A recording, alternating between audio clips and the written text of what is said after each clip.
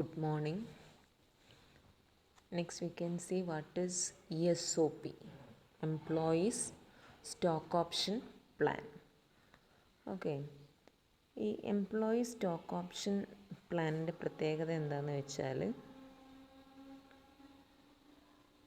the option under this scheme, an option is given to the directors, officers or employees of a company or of its holding or subsidiary or companies, if any, which gives such directors, officers or employees the benefit or right to purchase or to subscribe for the shares of the company at a future date at a predetermined price.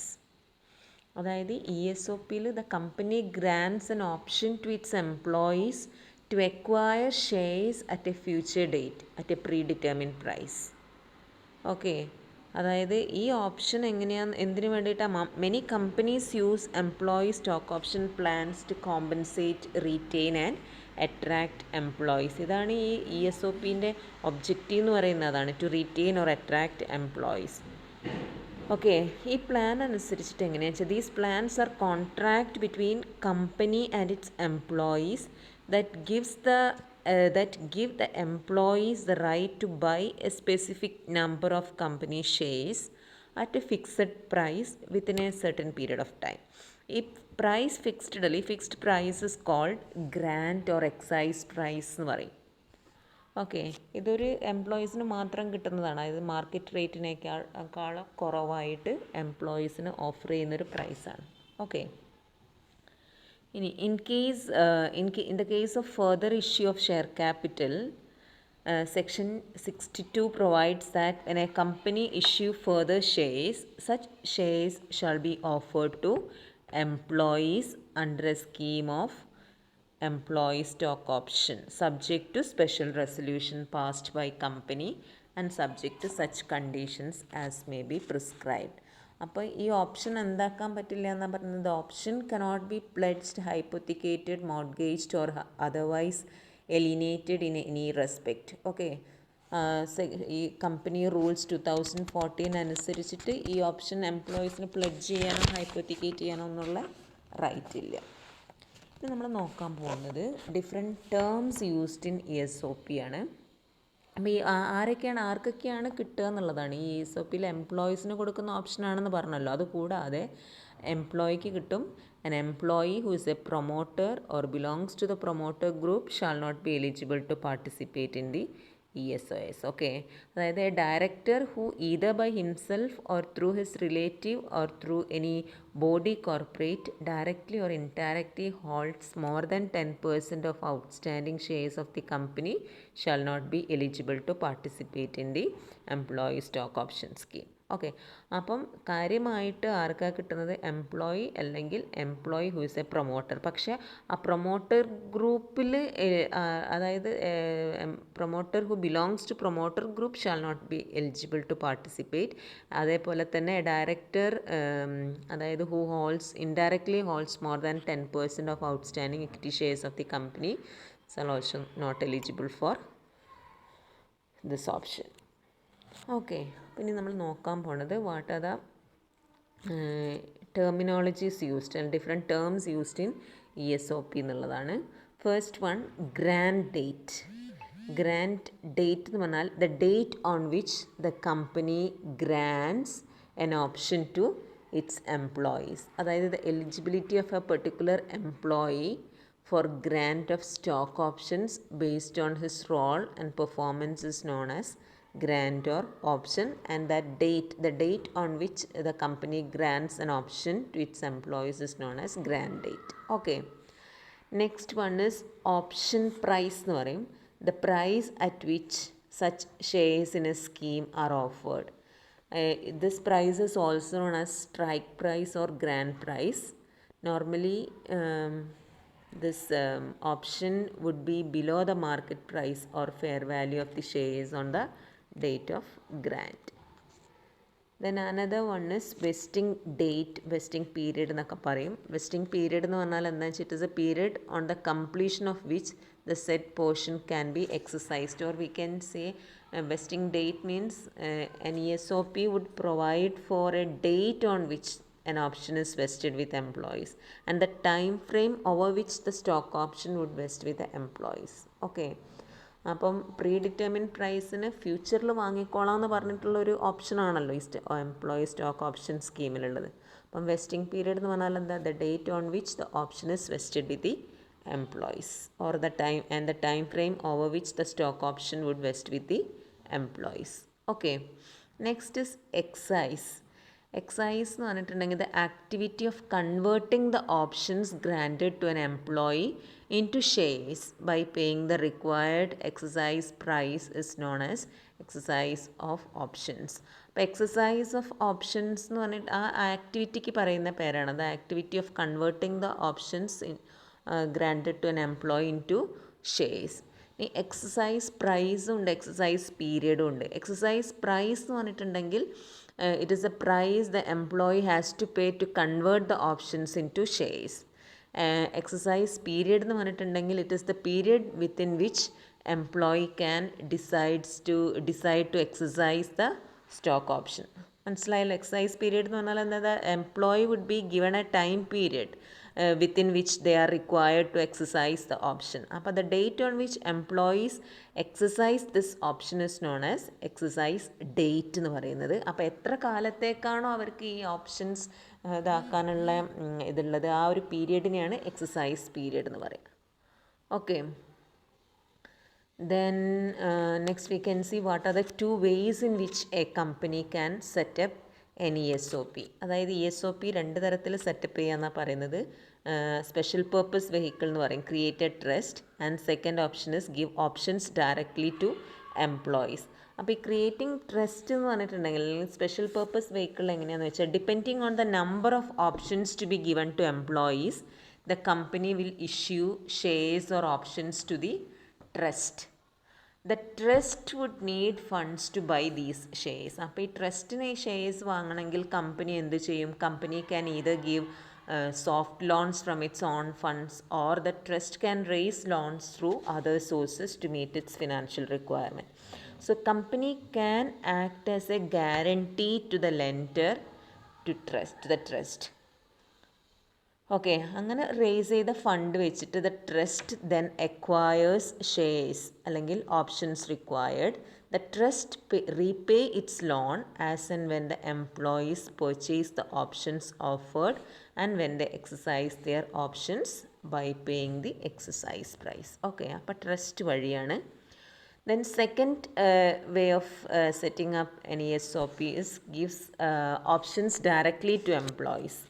അതായത് selection of the employees can be based on performance of the employee. It indicated by the annual performance appraisal, minimum period of service, present and potential contribution of the employees and such other factors deem to be relevant for the success of the company.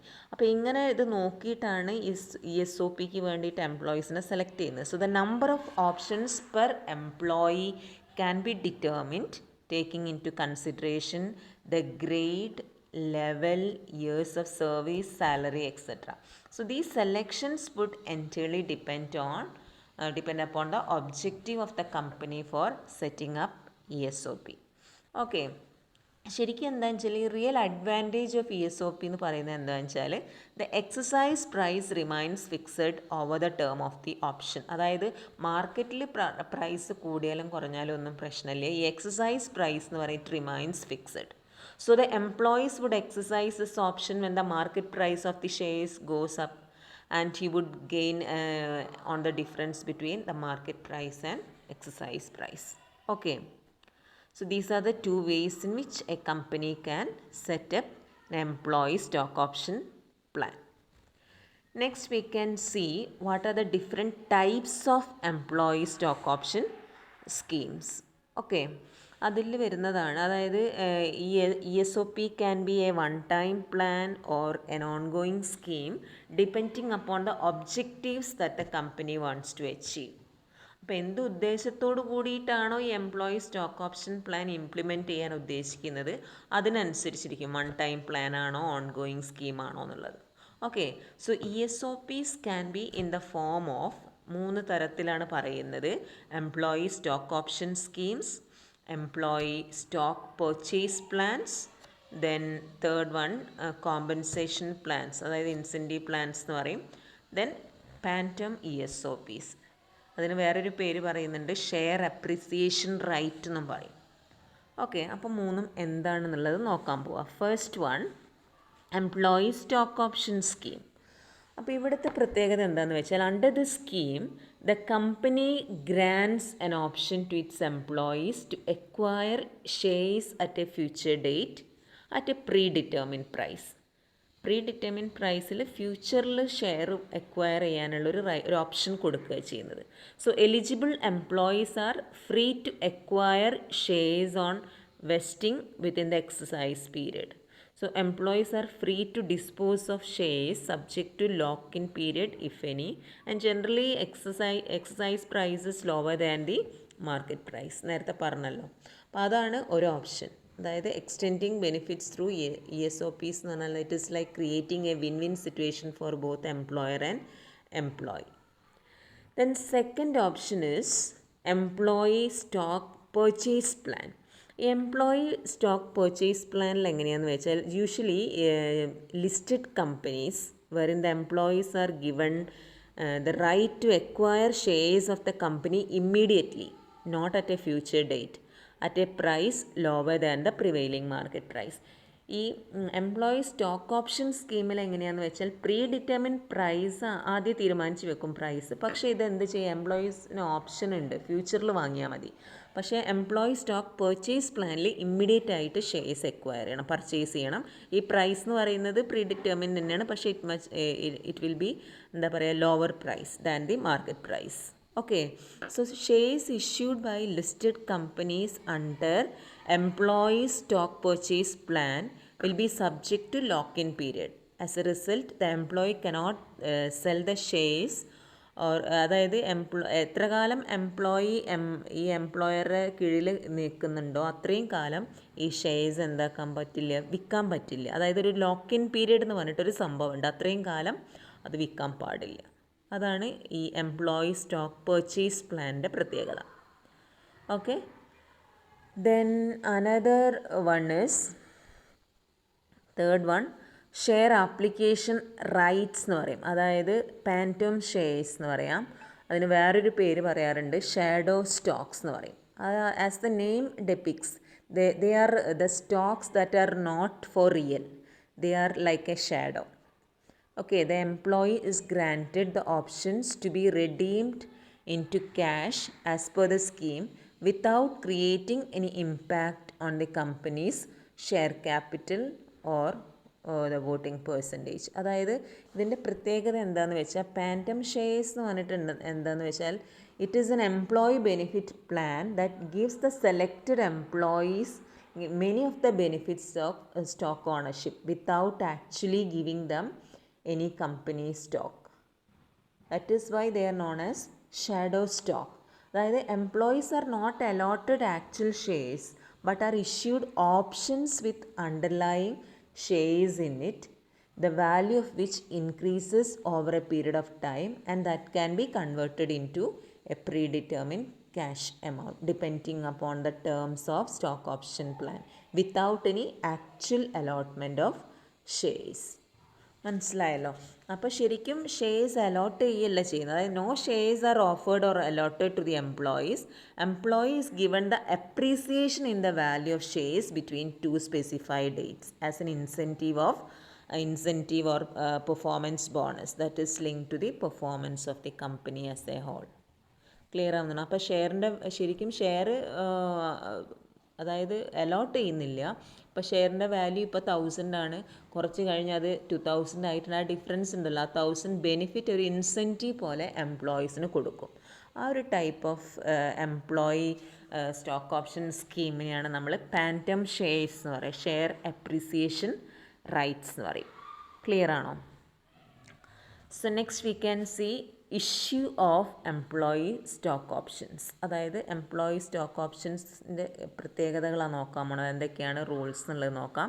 A company other than a listed company which is not required to comply with SEBI employee stock option scheme guidelines shall not offer shares to an employee under a scheme of stock option unless it complies with the following requirements എന്നാണ് പറയുന്നത്.